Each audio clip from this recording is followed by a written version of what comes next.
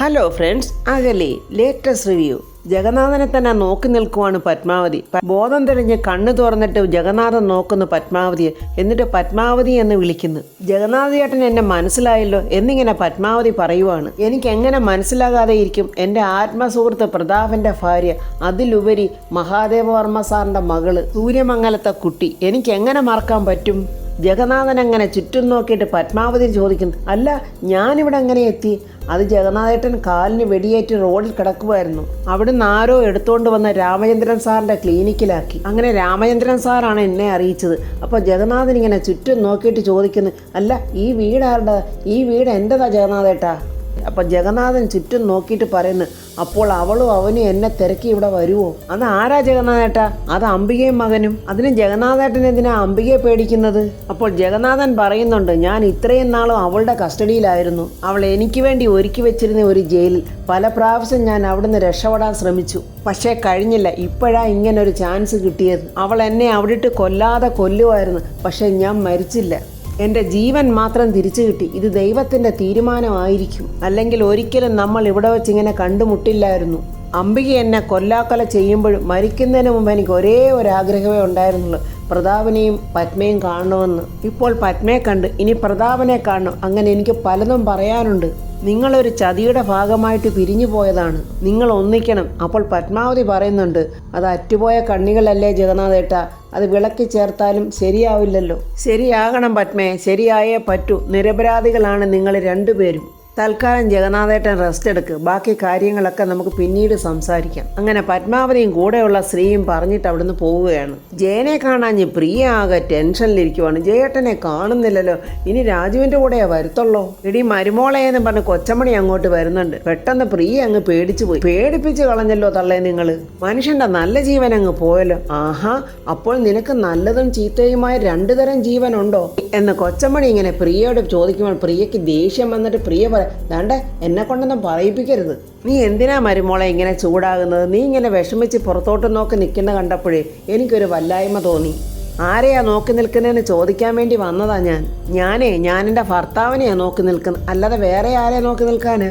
അതിന് നിന്റെ ഭർത്താവ് ജോലിക്ക് വേണ്ടി പ്രതാപൻ സാറിൻ്റെ വീട്ടോട്ട് പോയിരിക്കുമല്ലേ. അദ്ദേഹം ഒരു നല്ല മനുഷ്യനാ, അതുകൊണ്ട് എന്തായാലും അവന് ജോലി കൊടുക്കും. പിന്നൊരു കാര്യം, 6 മാസത്തിനകം യോഗ്യനായ ഒരു ഭർത്താവായി അവൻ ജയിലിലോട്ട് പോവുകയും ചെയ്യും. അമ്മേ വേണ്ടമ്മേ, കരുനാക്ക് വളച്ചൊന്നും പറയാതെ അമ്മ തന്നല്ലേ ജയേട്ടനെ പ്രസവിച്ചത്. അപ്പോൾ കൊച്ചമ്മണി പറയാ, ഇതുപോലൊരുത്തനെ ഞാൻ പ്രസവിക്കുമെന്ന് സ്വപ്നത്തിൽ പോലും വിചാരിച്ചില്ല. അങ്ങനെ ഒരു അത്ഭുത ജന്മം സംഭവിച്ചു പോയി. ഇനി എന്ത് ചെയ്യാൻ പറ്റും? ഇതുപോലെ മനുഷ്യനെ ചുറ്റിക്കുന്ന ഒരു മകനും അവന് ചേർന്ന ഒരു ഭാര്യയും. ഒരു വകതിരിവില്ലാത്ത കൂട്ടങ്ങളാ ഈനാമ്പേച്ചിക്ക് മരപ്പട്ടി കൂട്ട്. അപ്പോൾ നമ്മുടെ വേണിവട്ടൻ അങ്ങോട്ട് വന്നിട്ട് ചോദിക്കുക, അല്ല ഇതെന്താ അമ്മായിയമ്മയും മരുമകളും കൂടെ ഒരു സന്ധി സംഭാഷണം? കൊച്ചമണി ഉടനെ നമ്മുടെ വേണുവേട്ടനോട് പറയാം, അതെ 3 ഏക്കർ തേയിലത്തോട്ടം മേടിക്കുന്ന കാര്യം ഞാൻ ഇവളും കൂടെ അങ്ങോട്ട് ആലോചിക്കുമായിരുന്നു. അപ്പോൾ ജയൻ അങ്ങോട്ട് വരുന്നുണ്ട്. കൊച്ചമണി അപ്പോൾ പറയാം, ദേണ്ട വരുന്നടി നിന്റെ കണവൻ ജയചന്ദ്രൻ മുതലിയാർ. അങ്ങനെ ജയനും രാജുവിടെ അകത്തോട്ട് കയറുമ്പോൾ വേണുവേട്ടൻ ചോദിക്കും, അല്ല ഇവനെന്നാ മുതലിയാരായത്? പ്രിയേ, ഒരു ഗുഡ് ന്യൂസ് ഉണ്ട്. അതെന്താ ജയേട്ടാ എന്നിങ്ങനെ പ്രിയെ ചോദിക്കുമ്പോൾ, എനിക്ക് വർമ്മസാറിൻ്റെ വീട്ടിൽ ജോലി കിട്ടി. നേരാണോ ജയേട്ടാ? ദൈവമേ, എൻ്റെ പ്രാർത്ഥന ദൈവം കേട്ടു. അപ്പോൾ ജയൻ പറയുന്നുണ്ട്, പ്രാർത്ഥന കേട്ടത് ദൈവമല്ല അംബികാമ്മയുടെ ജയൻ അങ്ങനെ സന്തോഷത്തോടെ പറയുമ്പോൾ ഋതികയും രാജുവും രാധമ്മയും വേണുവേട്ടനും എല്ലാം ഇങ്ങനെ സംശയത്തോടു കൂടി നോക്കി നിൽക്കുവാണ്. ചേട്ടന് എന്താ ഈ പറയുന്നത്? സത്യമാണ്. അതെ, ഞാൻ അംബികാവർമ്മയുടെ PA ആണ്. ഇന്നു മുതൽ ഞാൻ ചാർജ് എടുത്തിരിക്കുവാണ്. രാജു അളിയൻ മന്ത്രിയുടെ PA, ഞാൻ മന്ത്രിയുടെ ചേച്ചിയുടെ PA. അല്ല അവൾക്കെന്തിനാ ഈ PA എന്നിങ്ങനെ കൊച്ചമ്മണി ചോദിക്കുമ്പോൾ രാജു പറയുന്നു, അവർക്കായിട്ട് കുറച്ച് ബിസിനസ് സ്ഥാപനങ്ങളൊക്കെ ഉണ്ട്, തുണിമില്ലും അങ്ങനെയൊക്കെയുള്ള സ്ഥാപനങ്ങളുണ്ട്. അപ്പോൾ വേണുവേട്ടന് നല്ല സംശയം തോന്നുന്നുണ്ട്. അംബിക ഒരിക്കലും നല്ല ഉദ്ദേശത്തോടെ ആയിരിക്കില്ലല്ലോ. ബ്രഹ്മാവിന് പോലും ബ്രഹ്മാസ്ത്രം വെക്കുന്നവളാണ് അംബികാവർമ്മ. ജോലി ചെയ്യുന്നതൊക്കെ നല്ലത് തന്നെ, പക്ഷേ നീ സൂക്ഷിക്കണം. എടാ മോനെ, ആ മഠത്തിലെ രാഘവൻ പിള്ളൻ ചേട്ടൻ മരിച്ചുപോയി, എന്നെ നീ അവിടം വരെ ഒന്ന് കൊണ്ടുചെന്നാക്ക് എന്ന് പറയുമ്പോൾ വാ അച്ഛാ എന്നും പറഞ്ഞ് വേണുവേട്ടനെയും കൊണ്ട് രാജു പോകുന്നുണ്ട്. ഞാനും അവിടം വരെ ഒന്ന് പോകുന്നു എന്നും പറഞ്ഞ് രാധമ്മയും കൂടെ കൊച്ചമ്മണിയും കൂടെ പോകുന്നുണ്ട്. അങ്ങനെ ജയനും പ്രിയയും കൂടെ അകത്തോട്ട് പോയി കഴിയുമ്പോൾ ഋതിക മനസ്സിൽ ഓർക്കുന്നുണ്ട്, അമ്മായി ജയേട്ടന് ജോലി കൊടുത്തത് നല്ല ഉദ്ദേശം കൊണ്ടല്ല, ഇവിടുത്തെ രഹസ്യങ്ങളൊക്കെ ചോർത്തിയെടുക്കാൻ വേണ്ടി മാത്രമാണ്. ജയൻ പെട്ടെന്ന് റൂമിനകത്തോട്ട് കയറി കഥ കടച്ചിട്ട് അവൻ കൊണ്ടുവന്ന മദ്യക്കുപ്പിയെടുത്ത് പരിപ്പോടെയൊക്കെ എടുത്ത് വെക്കുന്നുണ്ട്. ഈശ്വര, സമാധാനത്തോടെ ഇന്നൊന്ന് അടിക്കാം, ഇങ്ങനെ എന്നും സമാധാനത്തോടെ അടിക്കാനുള്ള അവസരം നീ എനിക്ക് ഉണ്ടാക്കി തരണേ എന്നൊക്കെ പറഞ്ഞ് ജയൻ മദ്യം കുടിക്കുകയും പരിപ്പോട തിന്നുകയൊക്കെ ചെയ്യുന്നുണ്ട്. ഒരാശ്വാസത്തിന് തീനാളം നെഞ്ചിൽ തട്ടി പോയതുപോലെ ഉണ്ട് എന്നൊക്കെ പറഞ്ഞിങ്ങനെ സന്തോഷത്തോടെ കുടിച്ചുകൊണ്ടിരിക്കുമ്പോൾ പ്രിയയാണെങ്കിൽ ആ കഥകെ തട്ടി ജയേട്ടാ ജയേട്ടാ എന്ന് വിളിക്കുവാണ്. ദൈവമേ, ഉള്ള സമാധാനം പോയല്ലോ, ഇതിപ്പോൾ എവിടെയാണെന്ന് വെക്കുന്നത് എന്നും പറഞ്ഞ് പെട്ടെന്ന് ജയൻ ആ മദ്യക്കുപ്പി എടുത്ത് അവരുടെ ബെഡിൻ്റെ അടിയിലോട്ട് അങ്ങോട്ട് വെക്കുന്നുണ്ട്. എന്നിട്ട് ജയൻ കതവ് തുറക്കുമ്പോൾ പ്രിയ അകത്തോട്ട് വന്നിട്ട് ചോദിക്കുന്നു, എന്തിനാ ജയേട്ടാ കതവിനെ കുറ്റിയിട്ടിരിക്കുന്നത്? അത് വെറുതെ ഒന്ന് കിടക്കാമെന്ന് വിചാരിച്ച്. അപ്പോൾ പ്രിയ ഇങ്ങനെ ഒരു സ്മെല്ലൊക്കെ പിടിച്ചിട്ട്, ജയേട്ടൻ കള്ള് കുടിച്ചോ? ഏയ്, ഞാൻ കള്ളൊന്നും കുടിച്ചിട്ടില്ല എൻ്റെ പ്രിയയെ, ഞാൻ കള്ള് കണ്ടിട്ട് തന്നെ കാലങ്ങളായി. അപ്പോൾ നിങ്ങൾ കുടിച്ചിട്ടില്ലേ ജയേട്ടാ? എന്തിനാ പ്രിയ ഈ നിരപരാധിയായി പാവത്തിനായിട്ട് ഇങ്ങനെ പീഡിപ്പിക്കുന്നത്? ഈ പാവമൊക്കെ എൻ്റെ പ്രിയയെ നീ എവിടെ കൊണ്ട് തീർക്കും? അപ്പോൾ അവിടെ ഇരിക്കുന്ന പരിപ്പുവട പ്രിയ കാണുന്നുണ്ട്. ആ, നിരപരാധിയായ പാവം ഒറ്റയ്ക്കിരുന്ന് പരിപ്പുവട തിന്നുമായിരുന്നു അല്ലേ? ഒരു വളിച്ച ചിരിയോടെ ജയൻ പറയുക, ഈ പരിപ്പുവട ഒറ്റയ്ക്ക് തിന്നുന്നത് ഒരു സുഖമല്ലേ പ്രിയേ? നീ എന്തിനാ പ്രിയ എന്നെ ഇങ്ങനെ സൂക്ഷിച്ചു നോക്കുന്നു? എടി, സത്യമായിട്ട് ഞാനിവിടെ കള്ളൊന്നും കൊണ്ടുവന്നിട്ടില്ല. അങ്ങോട്ട് മാറി നിൽക്ക് ജയേട്ടാ എന്ന് പറഞ്ഞ് ജയനെ പിടിച്ച് തള്ളിയിട്ട് പ്രിയ അവിടെ എല്ലാം മദ്യക്കുപ്പി നോക്കുവാണ്. അവസാനം ബെഡിൻ്റെ അടിയിൽ നിന്ന് പ്രിയ ആ മദ്യക്കുപ്പി എടുക്കുന്നുണ്ട്. ഇതെന്താ ജയേട്ടാ, മദ്യക്കുപ്പി അല്ലാതെ പാലും കുപ്പിയാണോ ഇത്? പെട്ടെന്ന് ജയൻ തലേ കൈവച്ചിട്ട് പറയാം, അയ്യോ, ഇത് എന്തൊരു മറിമായവാ, ഇത് എങ്ങനെയാ പ്രിയ എൻ്റെ മുറിയിൽ വന്നത്?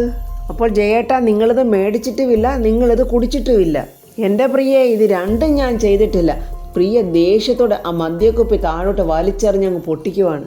എന്ത് പോക്രിത്തരവാടി നീ കാണിച്ചത് എന്നും പറഞ്ഞ് ജയൻ ദേഷ്യത്തോടെ പ്രിയയുടെ കർണക്കുറ്റിക്ക് അടിക്കുവാണ്. അയ്യോ എന്നും പറഞ്ഞ് കരയുന്ന പ്രിയയുടെ ശബ്ദം കേട്ടിട്ട് പ്രിയേച്ചി എന്നും പറഞ്ഞിട്ട് ഋതിക അങ്ങോട്ട് ഓടി വരുന്നുണ്ട്. എന്താ പ്രിയേച്ചി, എന്താ ഋതുമോളെ എന്നും പറഞ്ഞ് കരയുവാണ് പ്രിയ. എന്താ പ്രിയേച്ചി ഉണ്ടായതെന്ന് പറ. അത് മോളെ, ഇങ്ങേര് കള്ളും കുപ്പിയും കൊണ്ടുവന്ന് ഇതിനകത്തിരുന്ന് കുടി തുടങ്ങി. ഞാൻ അതിനെ ചോദ്യം ചെയ്തേനാ എന്നെ തല്ലിയത്. ഋതിക ഇങ്ങനെ ദേഷ്യത്തോടെ ജയനെ നോക്കുക. അപ്പോൾ ജയന് പഴയതൊക്കെ ഓർമ്മ വരുന്നുണ്ട്.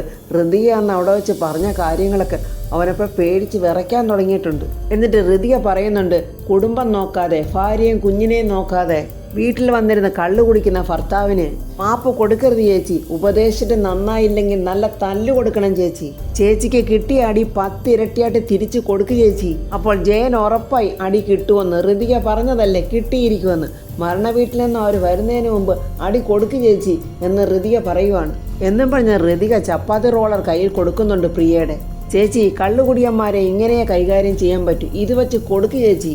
അടി കിട്ടുമ്പോൾ ഇവർ നന്നായിക്കോളും എന്ന് പറയുമ്പോൾ ആ ചപ്പാത്തി റോളർ ഋതികയുടെ കയ്യിൽ നിന്ന് പ്രിയ വാങ്ങിച്ചിട്ട് ദേഷ്യത്തോടെ ജയനയിട്ട് അടിക്കുവാണ്.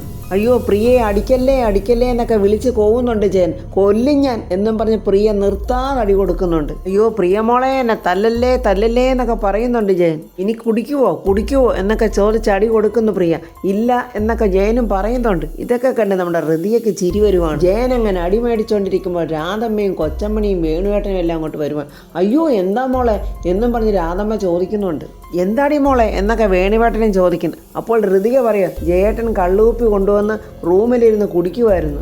അത് കണ്ടിട്ട് പ്രിയേച്ചിക്ക് ദേഷ്യം വന്നതാ. കൊച്ചമ്മണി അത് കണ്ടിട്ട് പറയാം, അവന് കൊടുത്തത് നന്നായി മോളെ, ഞാൻ തല്ലു കൊടുത്തിട്ട് ഇവൻ നന്നായില്ല, ഇനി നീയെങ്കിലും തല്ലി ഇവനെ നന്നാക്ക്. ആ ചപ്പാത്തി റോളർ വലിച്ചെറിഞ്ഞിട്ട് പ്രിയ ഇങ്ങനെ ദേഷ്യത്തോടെ അവിടെ ഇങ്ങനെ ഇരിക്കുവാണ്. രാധമ്മ സങ്കടത്തോടെ മോളേന്നിങ്ങനെ പ്രിയയെ വിളിക്കുമ്പോൾ പ്രിയ അങ്ങ് പൊട്ടിക്കരയുവാണ്. അത് കണ്ട് എല്ലാവരും ഇങ്ങനെ സങ്കടത്തോടെ നിൽക്കുവാണ്. രാജുവും ഋതികയും കൂടെ സംസാരിക്കുക. ഋതിക പറയുക, അതെങ്ങനെ ശരിയാവും രാജു?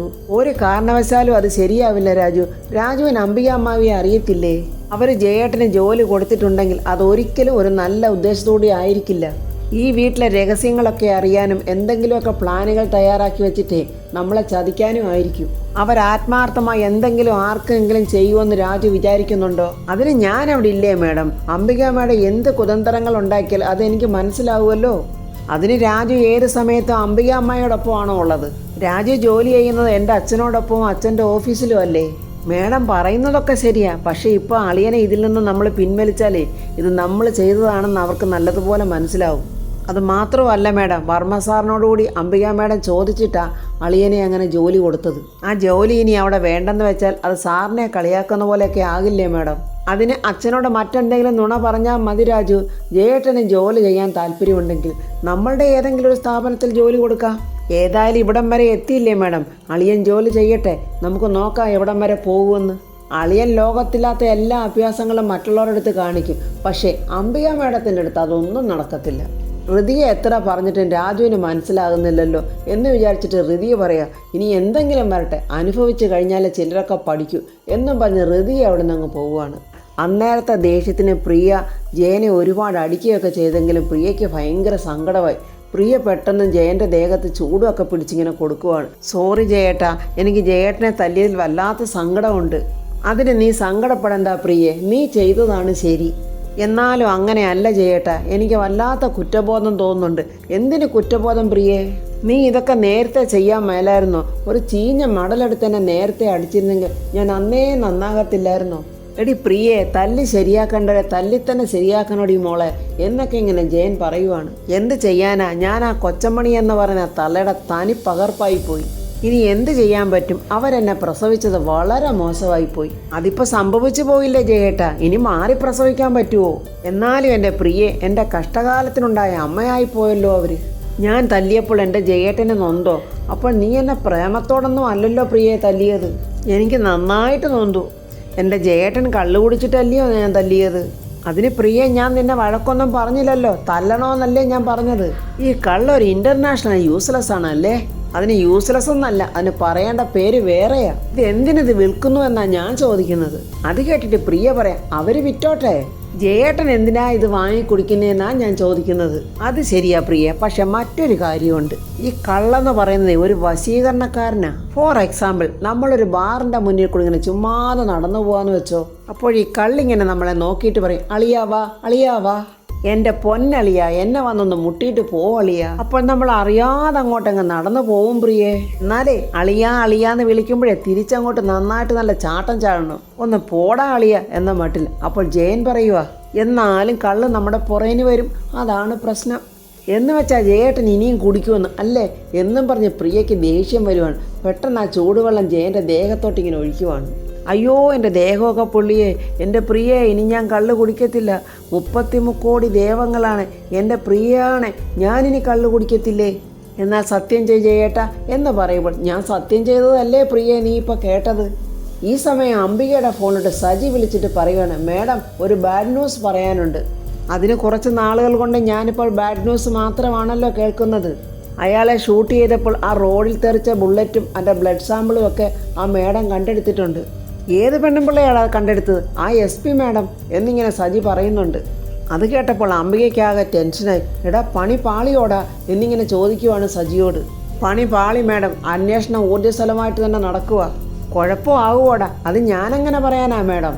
എങ്ങനെങ്കിലും പെട്ടെന്ന് ആ ഗൺ അവിടെ നിന്ന് മാറ്റിയേ പറ്റൂ. അത് എത്രയും പെട്ടെന്ന് എവിടെങ്കിലും ഒളിപ്പിക്കാൻ നോക്ക്. അംബിക പറയാം, അത് ഞാൻ ഏറ്റു. എന്താ അമ്മേ എന്നിങ്ങനെ ദീപക്ക് ചോദിക്കുമ്പോൾ, എടാ ഗണ്ണൊന്ന് മാറ്റണം.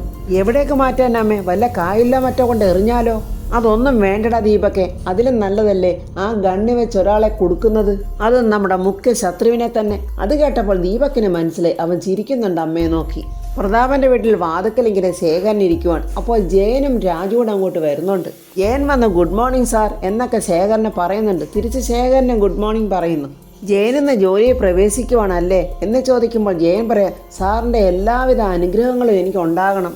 അതിന് ജോലി ചെയ്യുന്നതിന് എൻ്റെ അനുഗ്രഹം എന്തിനാ ജയ എന്നിങ്ങനെ ശേഖരൻ ചോദിക്കുന്നുണ്ട്. ചില സമയത്ത് എൻ്റെ അളിയൻ ഇങ്ങനെയാ സാറേ എന്ന് രാജു പറയുമ്പോൾ ശേഖരൻ പറയുന്നു, അമിത വിനയമൊന്നും വേണ്ട, അമിത ഭക്തിക്കാരെ അമ്പലം വിഴുങ്ങുമെന്നാ പഴമക്കാർ പറയാറുള്ളത്. എന്നാൽ ഞാനങ്ങോട്ട് പോട്ടെ എന്നും പറഞ്ഞ് ജയൻ പെട്ടെന്ന് അംബികയുടെ അടുത്തോട്ട് പോവുകയാണ്. ശേഖരനപ്പോൾ രാജുവിനോട് ചോദിക്കുന്നത്, രാജു നമ്മുടെ ഏതെങ്കിലും കമ്പനിയിൽ കയറ്റിയാൽ പോരായിരുന്നു ഈ ജയനെ, എന്തിനാ ചേച്ചിയുടെ അടുത്ത് എന്ന് പറയുമ്പോൾ രാജു പറയുന്നു, മേഡം പെട്ടെന്ന് സാറിൻ്റെ മുന്നിൽ വെച്ച് അങ്ങനെ പറഞ്ഞപ്പോൾ എനിക്ക് പിന്നെ എതിർക്കാൻ കഴിഞ്ഞില്ല. ശേഖരൻ പറയുന്നുണ്ട്, കുഴപ്പമില്ല, ചേച്ചിയുടെ ക്യാരക്ടർ രാജുവിന് അറിയാവുന്നതല്ലേ. അങ്ങനെ അംബികയുടെ അടുത്തോട്ട് വരുന്ന ജയനെ നോക്കിയിട്ട് ദീപക്കിനോട് അംബിക പറയുക, ഡാ നോക്കടാ അവൻ വരുന്നത്, അവനെ ഭീമനെ വിഴുങ്ങാനിരിക്കുന്ന ബഗനെ പോലില്ലേ, എന്നാൽ ഇവനെ മൊത്തത്തിൽ നമുക്കങ്ങ് വിഴുങ്ങിയാലോ അമ്മേ. അത് കേട്ടിട്ട് അംബിക പറയും, ആ രാജുവിൻ്റെ കുടുംബം മുഴുക്ക വലങ്കോലവാക്കാനല്ലേടാ നമ്മൾ ഇവനെ ജോലിക്കെടുത്തത്, അല്ലാതെ മോഷത്തിനൊന്നും അല്ലല്ലോടാ നമ്മൾ ഇവന് ജോലി കൊടുത്തത്. ജയൻ മനസ്സിൽ പറയുക, രാജുവിൻ്റെയും ഋതികയുടെയും ശത്രുക്കളാണ് ഇവർ. അപ്പോൾ അവരെക്കുറിച്ച് കുറച്ച് മോശമായിട്ടൊക്കെ പറഞ്ഞാൽ മതി. അപ്പോൾ കാണുന്നതിനെ അപ്പാന്ന് വിളിച്ചാൽ അപ്പവും തിന്നാം വീഞ്ഞും കുടിക്കാം. ജയൻ അംബികയുടെ അടുത്ത് വന്നിട്ട് ഗുഡ് മോർണിംഗ് ഒക്കെ പറയുന്നു. എന്തുകൊണ്ടെന്ന് നല്ല ദിവസമാണ് ജയ നിനക്ക്, പിന്നെ എന്തൊക്കെയുണ്ട് രാജുവിൻ്റെ വീട്ടിലെ വിശേഷങ്ങൾ എന്നിങ്ങനെ അംബിക ചോദിക്കുന്നുണ്ട്. എൻ്റെ ഭാര്യ വീട്ടിലെ വിശേഷമല്ലേ മാഡം ചോദിച്ചത്? അയ്യോ എൻ്റെ പൊന്നു മാഡം, അതൊന്നും പറയാതിരിക്കുന്നതാണ് നല്ലത്. അപ്പോൾ ഫ്രണ്ട്സ്, അംബിക ജയനെ വെച്ച് ഋതികയും രാജുവിനെയും തെറ്റിക്കാവുന്നു അവിടുത്തെ വിവരങ്ങൾ അറിയാനും വിചാരിച്ചിരിക്കുവാണ്. ജയനാണെങ്കിൽ ഋതികയുടെയും രാജുവിൻ്റെയും പേര് പറഞ്ഞുകൊണ്ട് അംബികയെ വിഴുങ്ങാൻ നോക്കുവാണ്. അംബിക ജയനെ വിഴുങ്ങുമോ, ജയൻ അംബികയെ വിഴുങ്ങുമോ എന്നൊക്കെയുള്ള റിവ്യൂമായി നമുക്ക് നാളെ കാണാം. എൻ്റെ ഈ റിവ്യൂ ഇഷ്ടപ്പെട്ടാൽ ലൈക്കും കമൻസും, സബ്സ്ക്രൈബ് ചെയ്യാത്തവർ സബ്സ്ക്രൈബ് ചെയ്യണേ.